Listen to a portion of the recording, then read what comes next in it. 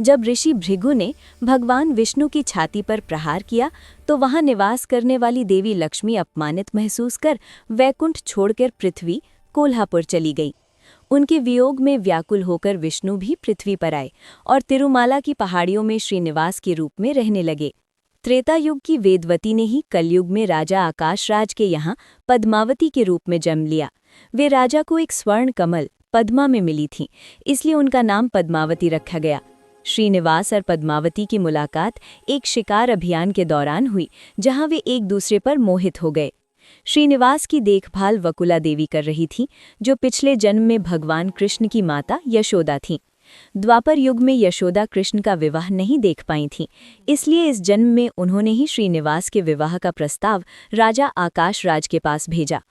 स्वयं श्रीनिवास ने भी एक स्त्री ज्योतिषी का रूप धरकर राजा को विश्वास दिलाया कि पद्मावती का विवाह साक्षात विष्णु से होना तय है। भगवान विष्णु उस समय पृथ्वी पर एक साधारण मानव के रूप में थे और उनके पास विवाह के भव्य आयोजन के लिए धन नहीं था।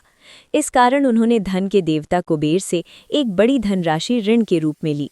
ऐसी मान्यता है कि आज भी भक्त तिरुपति में जो दान करते हैं, उससे भगवान वेंकटेश्वर कुबेर का वो ऋण चुका रहे हैं। विवाह के कुछ समय बाद जब देवी लक्ष्मी को श्रीनिवास के दूसरे विवाह का पता चला तो वे उनसे मिलने पहुंची। कथा के अनुसार अपनी दोनों पत्नियों लक्ष्मी और पद्मावती के सामने आने पर भगवान वेंकटेश्वर शिला यानी पत्थर के रूप में बदल गए। इसके बाद देवी लक्ष्मी और पद्मावती ने भी उनके साथ सदैव रहने के लिए शिला रूप धारण कर लिया। देवी लक्ष्मी भगवान के हृदय के बाईं ओर और पद्मावती दाईं ओर निवास करती हैं।